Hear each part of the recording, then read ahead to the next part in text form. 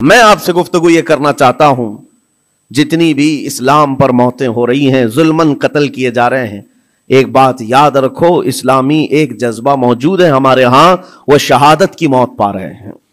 شہادت ایک درجہ ہے، اور جب یہ چیز آپ کے تصور میں آ جائے تو میرے عزیزو ہم بھی یہ محسوس کریں گے کہ اللہ کریم ہم سب کو شہادت کی موت نصیب فرمائے، کیونکہ شہادت ایک مقام کا نام ہے، ایک مرتبے کا نام ہے۔ جو شہید ہوتا ہے اسلام میں اس کا بڑا رتبہ ہے۔ نبی پاک صلی اللہ تعالی علیہ وسلم نے تو فرمایا، نبیوں اور شہیدوں کے درمیان صرف ایک درجے کا فرق ہے، ایک درجے کا فرق ہے۔ جو شہید ہوتا ہے وہ اللہ تبارک و تعالیٰ کی جنت میں اسی مقام پر ہوتا ہے جہاں اللہ کے نبی ہیں۔ انبیاء کرام علیہ السلام کا جو جنت میں مقام ہوتا ہے اس سے ایک درجہ نیچے شہیدوں کا مقام ہے۔ شہداء اسلام، ان کی ایک عظیم تاریخ ہے۔ اور شہید کیوں کہا جاتا ہے اور شہید ہوتا کون ہے، یہ تھوڑی سی ڈیفینیشن معلوم ہونا چاہیے۔ شہید تین قسم کا ہے، شہید حقیقی ہے، شہید فقہی ہے، شہید حکمی ہے۔ یعنی حقیقی شہید وہ ہے جو اللہ کی راہ میں کافروں کی طرف سے، دشمنوں کی طرف سے ظلماً قتل کر دیا گیا اور اس پر کوئی دیت واجب نہ ہوئی ہو، خون بہا اس کا نہ دینا پڑا ہو۔ اس طرح کے جو شہید ہے اللہ کی راہ میں مارا گیا وہ حقیقی شہید ہے، جس کی فضیلت میں قرآن میں اللہ نے فرمایا وَلَا تَقُولُوا لِمَنْ يُقْتَلُ فِي سَبِيلِ اللَّهِ أَمْوَاتٌ بَلْ أَحْيَاءٌ وَلَكِنْ لَا تَشْعُرُونَ۔ جو اللہ کی راہ میں مارے جائیں انہیں مردہ مت کہو، وہ زندہ ہیں، تمہیں اس کا شعور نہیں۔ اللہ قرآن میں فرماتا ہے وَلَا تَحْسَبَنَّ الَّذِينَ قُتِلُوا فِي سَبِيلِ اللَّهِ أَمْوَاتًا بَلْ أَحْيَاءٌ عِنْدَ رَبِّهِمْ يُرْزَقُونَ۔ جو اللہ کی راہ میں قتل کیے گئے ان کو مردہ گمان بھی مت کرو، وہ اللہ کی بارگاہ میں زندہ ہے اور انہیں رزق بھی دیا جاتا ہے۔ یہ شہیدوں کے متعلق قرآن کی صاف دو آیتیں موجود ہیں، یہ شہید حقیقی کے بارے میں۔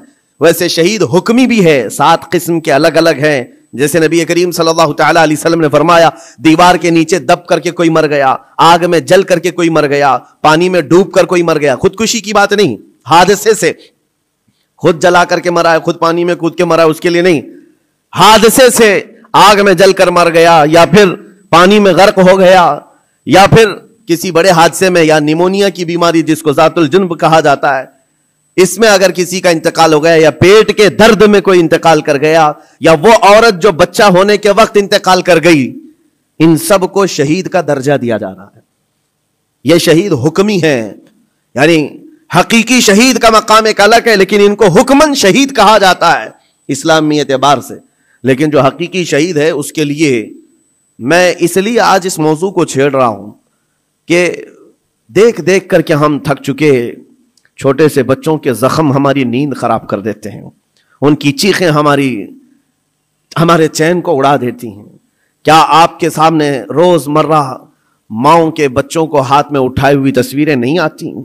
اخباروں کی زینت نہیں بنتی کہ آج وہ ان چھوٹے بچوں کو کبھی ملبے میں اپنے عزیزوں کو ڈھونڈتے ہوئے ہم دیکھتے ہیں، دل باہر نکل آتا ہے، کلیجہ منہ کو آتا ہے۔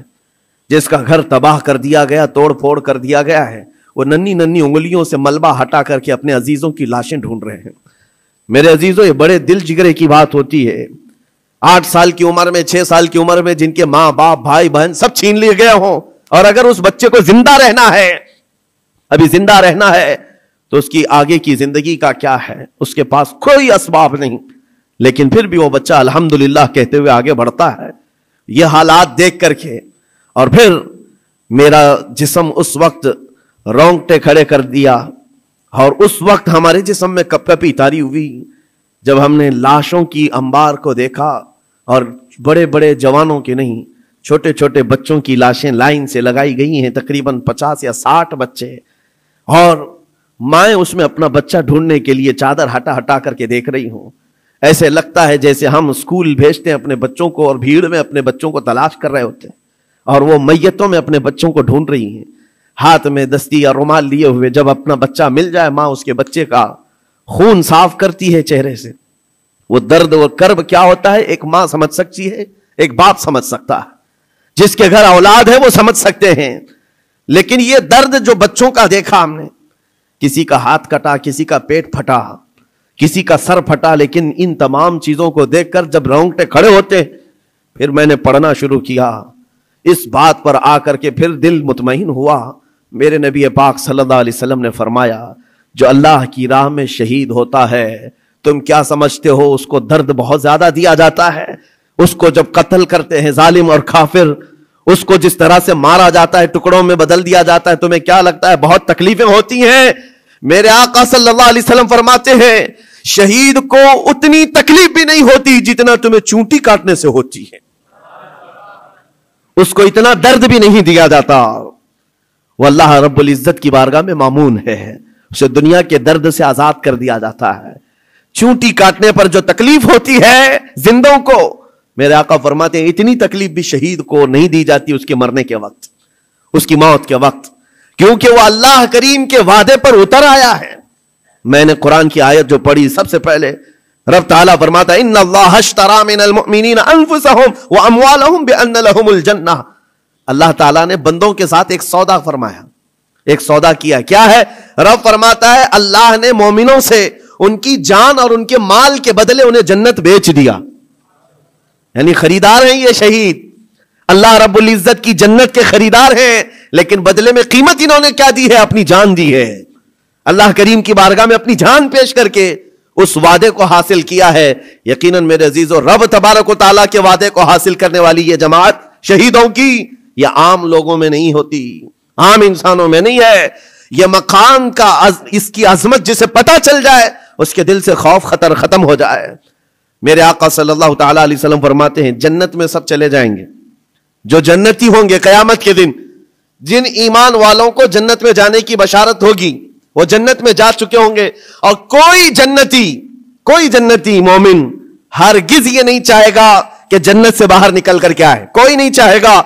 مگر میرے آقا فرماتے ہیں صرف شہید ایک ایسا ہوگا, شہید صرف ایسا ہوگا جو اللہ کریم کی بارگاہ میں یہ عرض کرے گا, مولا پوچھے گا اے شہید تجھے اور کسی نعمت کی ضرورت ہے جنت میں؟ وہ کہے گا کہ مولا بس ایک ہی خواہش ہے, دنیا میں تو پھر بھیج, پھر تیرے نام پر قتل ہو کر کے آؤں, پھر تیرے نام پر مر کر کے آؤں, پھر مجھے دنیا میں بھیج, پھر تیرے نام پر مر کر کے آؤں. اس لیے کہ شہادت میں جو لطف ہے وہ مجھے یہاں نہیں ملتا. عزیزان گرامی یہ صرف شہید کے بارے میں میرے آقا صلی اللہ علیہ وسلم نے فرمایا, اور یہ فضیلت بیان کر کے خود میرے آقا فرماتے ہیں, حضرت ابو ہریرہ رضی اللہ تعالیٰ عنہ سے روایت ہے, بخاری شریف کی حدیث سے, فرماتے ہیں میرے آقا میری خواہش ہے کہ اللہ کی راہ میں قتل کیا جاؤں, پھر زندہ کیا جاؤں, پھر قتل کیا جاؤں, پھر زندہ کیا جاؤں, پھر قتل ہوں, پھر زندہ ہو جاؤں, اور اسی میں اللہ کی رضا حاصل کر لوں. یہ میرے آقا صلی اللہ علیہ وسلم فرماتے ہیں. عزیزان گرامی وقار, جو شہید ہو چکے اللہ کی بارگاہ میں ہیں وہ نعمتوں میں ہیں, وہ زندے ہیں, بلکہ ہم سب سے بہتر ہیں. ان کے مقام کو پوری دنیا والے ابھی مل کر نہیں پہنچ سکتے.